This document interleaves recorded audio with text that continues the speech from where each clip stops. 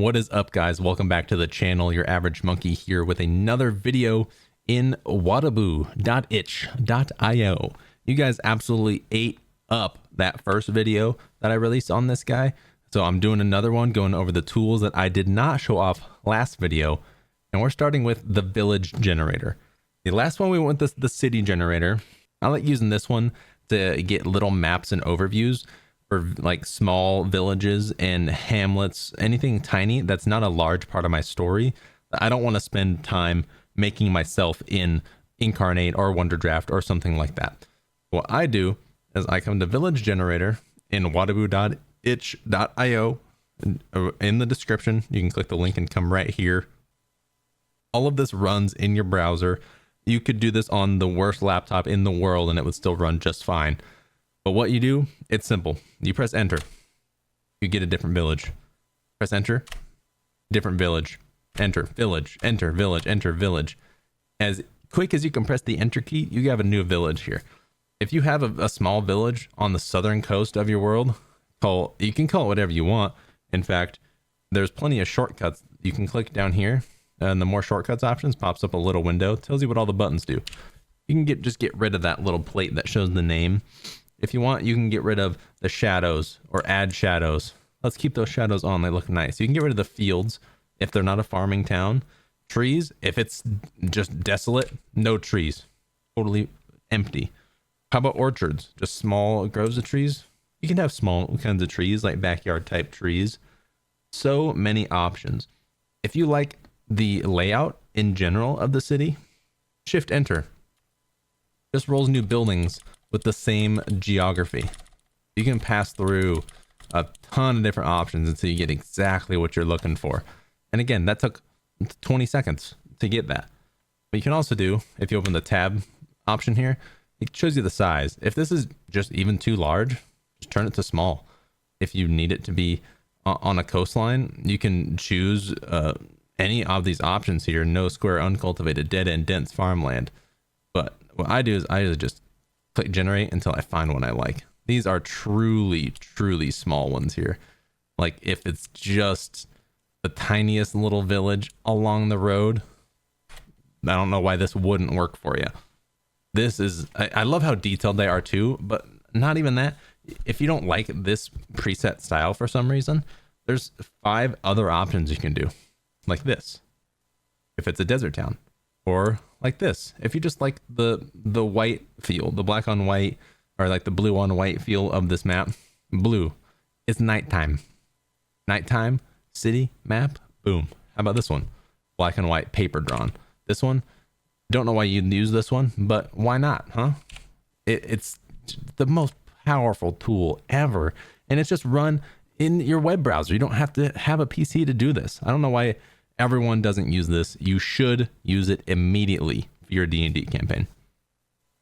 Another tool that it is useful, I don't use it quite as much, is what the neighborhoods tool, right?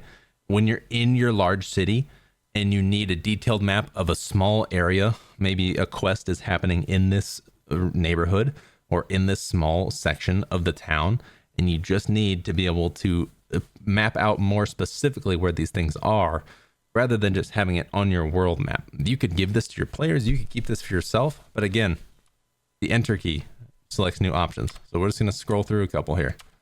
Like, look how absolutely detailed these are.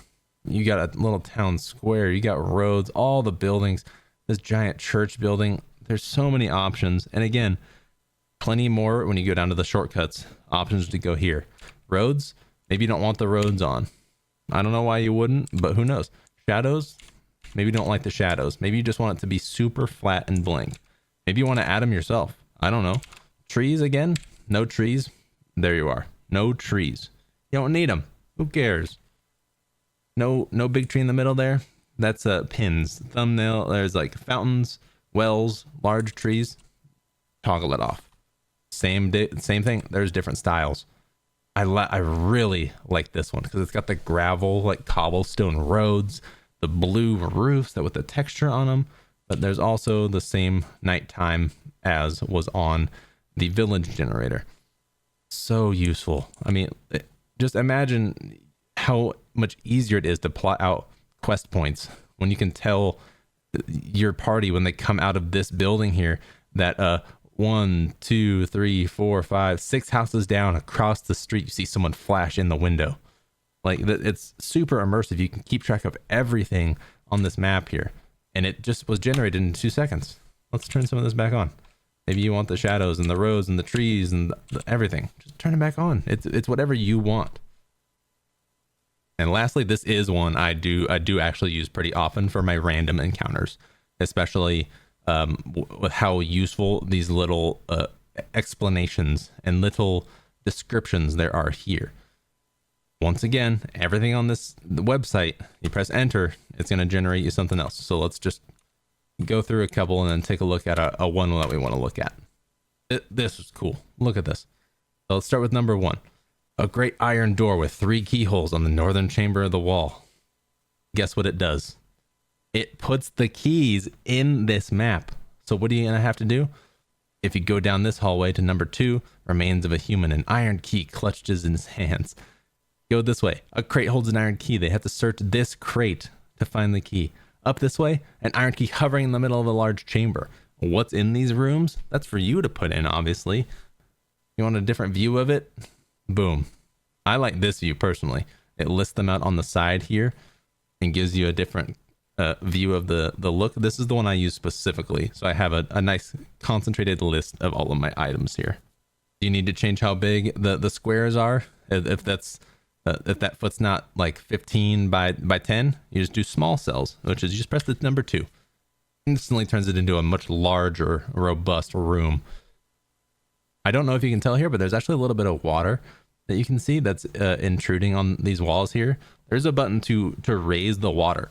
So if you need to have a dungeon that's partially flooded, you shift W, it starts raising the water level towards the higher elevations. So maybe you have to dive for the key in room 4.